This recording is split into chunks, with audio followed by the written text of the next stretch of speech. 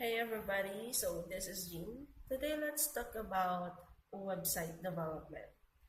So, a lot of me asking if kailangan mo bang maging pro sa coding kung gusto mo maging isang website developer. To be honest guys, no. Kasi yeah, you still need to understand the basic HTML, CSS, JavaScript, jQuery, PHP. You still need to understand those codes. But the good thing is, hindi mo kailangang mag-code para makapag-build ng ganitong klaseng website like my website portfolio. So there's a lot of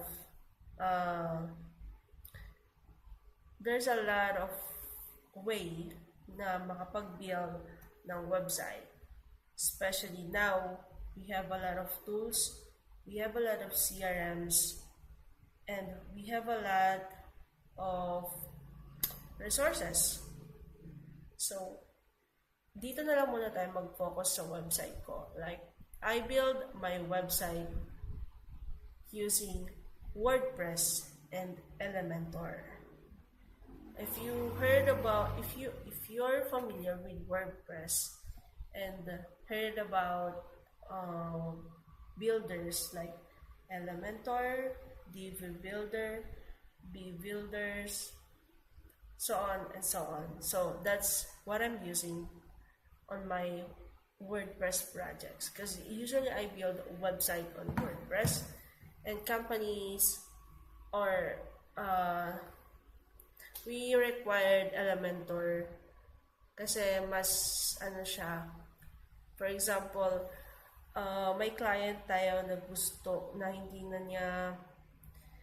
siya mag-avail ng maintenance, gano'n. So, gusto niya, flexible lang yung website niya, may edit niya gusto niya, ma-add niya yung gusto niya. So, if we're gonna code everything, so mahihirapan si client. Like, hindi naman tayo nagmamay-ari ng buong website na yun. Ipapasa natin siya sa client. So, we are using builders para flexible din sa end ng client. Kung gusto niya mag-edit sa website, kung gusto niya may i-add na contents or images, so on and so on. So now, what I want to show you is that how I build my website portfolio. So, first thing first, syempre, kailangan natin ng domain. Right? Kailangan natin ng domain. So, I have a domain and I purchase my domain here in Hostinger. So, let me log in on my account.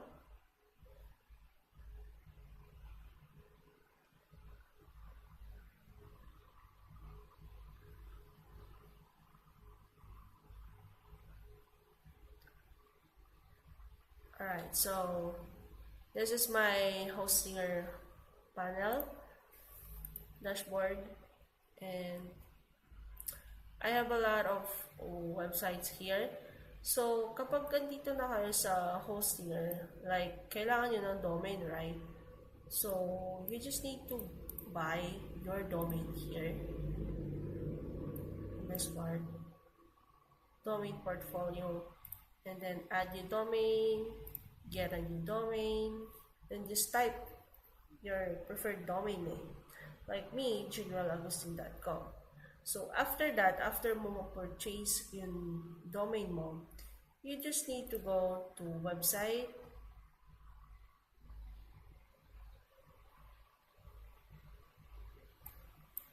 add website, and then the WordPress. So, usually kasi guys, ang ginagawa ng iba is, dito na mismo sila sa wordpress.com. Which is hindi naman siya masama na dito na lang direct. Kaso kasi iba yung builder ng WordPress. As you can see here, iba yung builder ng WordPress. Like, I'm not sure if we can add plugin and customize it, like add Elementor Pro or Elementor plugin and then customize it. But yeah, I'm pretty much sure hindi siya ganon. Kasi I tried WordPress.com before, but it was like managing the whole site lang, not developing the whole site. So I'm really not sure. That's why I really recommend that if you want to build your own portfolio, or if you want to build your own website or your website for your clients, you use either Hostinger, GoDaddy, buy a domain from there, and install a hosting, WordPress hosting. Okay, so in this scenario, like you already purchased domain like me, like generalagusin.com. So if you go to this website list, WordPress,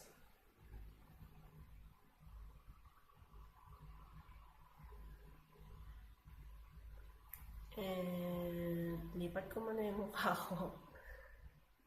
Next. Then don't use any of this. Kasi guys, we're building a website. If you are a website developer, I prefer not to use templated websites. Kasi yeah, we're using Elementor, we're using WordPress, but we are still building websites from scratch. Like, kailangan natin maging unique, ano ba? Hindi natin gagawa tayo ng mga websites na unique, professional looking designs, na pa ba? Yan. And highly converting, hindi yung super plain. And I really don't want templated websites. To be honest, I'm really not doing that. So every time na gagawa ko ng website, like in Hostinger, I have hosted sites in Hostinger, so I always choose to create blank sites. And then here, as I was saying, sige, i-ano natin yung autopartners.ph ko. Kasi I'm building another business type, so para naman malaman na din ng iba. But I don't want to disclose the details about this for now. But I have the domain and we're working on it. My sister and I is working on it. So okay, so I purchased the domain autopartners.ph here in Hostinger. So that's it. And then next is also pala, hindi ka makakapag-add ng website doon kung hindi ka mag-purchase ng hosting account. Iba yung domain account and iba yung hosting account. So, next, yun na, create tayo ng website, WordPress, and then blank site, then connect natin yung mismo domain natin. Excuse me. So, yun na, installing WordPress. So, let's close this because hindi natin kailangan yan. Alright, so we're gonna wait 24%, 25%.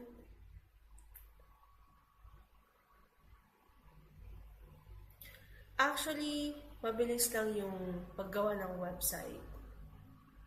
But the thing is, the challenge is, how can you build a website na yung website design mo mismo is converting of visitors into customers. And website should be built with not templated as usual, and that's our first goal. Hindi siya templated, not AI generated, but build from scratch.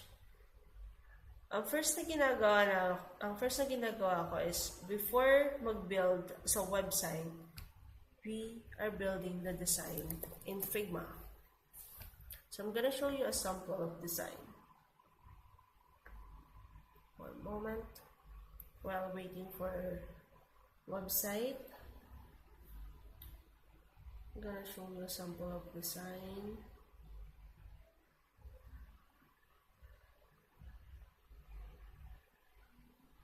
Alright, so I'm gonna show you a sample of designs later na for the next video na lang, I think. Now, as you can see here, we have the website. Actually, this is a live domain now.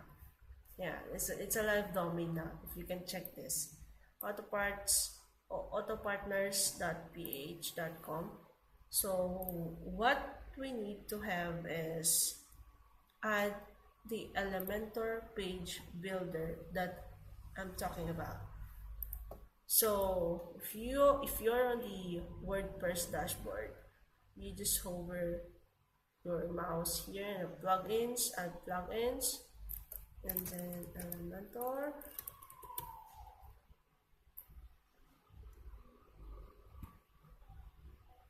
Actually, kung masipag ka lang, like masipag ka mag-aral, gusto mo i-explore lahat ng bagay, makapag-develop ka ng website at mai-offer mo to sa iba.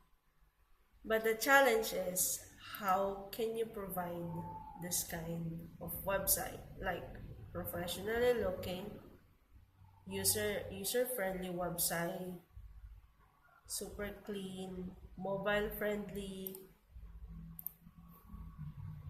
Ito, maayos siya sa mobile, and all. So that's the challenge. And one more thing is, kapag hindi ikaw yung nagpo-provide ng design. Ako kasi usually is, ako na nagde-design, ako rin nagde-develop. So alam ko yung kung paano yung gagawin na, like kabisado ko na. So what if you're just a web developer and there's a web designer? Diba? Like super hirap nung design niya. Tapos ikaw, gamit mo is Elementor and Elementor builder, but there's a design na need mo i-customize to CSS, HTML, JavaScript, or any code na pwedeng makakapagpagano ng function on that design. So, depende pa rin. That's a challenge.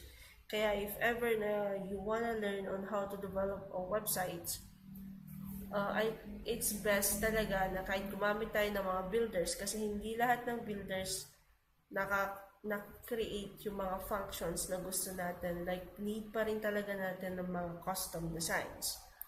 For example, this one. Here's the sample na sinasabi ko sa inyo na hindi lahat nagagawa sa Elementor widgets. Like, kahit na naka-pro ka, pro version ka, and meron tayong function na ganito sa website, kasi what if yung Figma designer nyo or yung website designer nyo, iba kasi yung website designer and iba yung website developer, dalawa yan. So yung website designer nag-design ng website sa Figma, and then you as a developer, kailangan mong i-implement lahat detailed kung ano yung in-approve ni client na gagawin mo sa website. Like for example, you have a function like this and you're using WordPress plus Elementor, pero hindi mo siya magagawa kung widget lang ang gagamitin mo. So, you need to custom code that section, that widget. So, meron tayo ditong HTML code widget. Yan. HTML code widget. Makikita nyo naman lahat dito yung mga widgets natin. Pro version, basic version, and I'm using the pro version, so we have a lot of widgets na magagamit. But at the same time, to lessen, although may magagamit, I'm pretty much sure meron tayong magagamit na add-ons plugin para dito, but to lessen the plugins na gagamitin natin sa website, kasi the more plugin na meron tayo sa website is that bibigat at bibigat yung website natin. Doon nadadali yung speed optimization part natin. Kasi yung website is dapat speed optimized din siya not only website that's sitting there, but we are also working on SEO part. So, dapat speed optimize siya. So, instead na mag-add tayo ng mga plugins na pwede sa mga ganitong klaseng function, we just need to custom code it. So, we have here the HTML and the CSS code is inside here. Yan. So, yan. May mga parts din. Not every time naman. Depende lang siya sa Figma design natin. Okay? Depende lang siya sa design. Alright, so depende lang siya sa design na ipoprovide ng Figma designer. So, I think that's it for now. So, yung ano natin dito, first is we need to have the domain, like any domain or hosting provider. Create a website, add a WordPress, add plugin like Elementor, and then we're good to go. So for the next video natin is we will learn lahat ng settings dito. So we're doing at least 10 to 20 minutes video tutorials every day. I'll be uploading it dito sa aking YouTube channel. So, yeah, I think I hope you enjoyed the first session natin. So, balik tayo tomorrow. So, it's January 27, 2026. And we're gonna upload another video tomorrow. So, that's my plan. I hope you support me on this, you follow, you like, and you share my videos. And see you sa next natin na video. And I'm gonna teach you how you build a website, all the settings here. So that's it. That's it for now. Thank you. Thank you.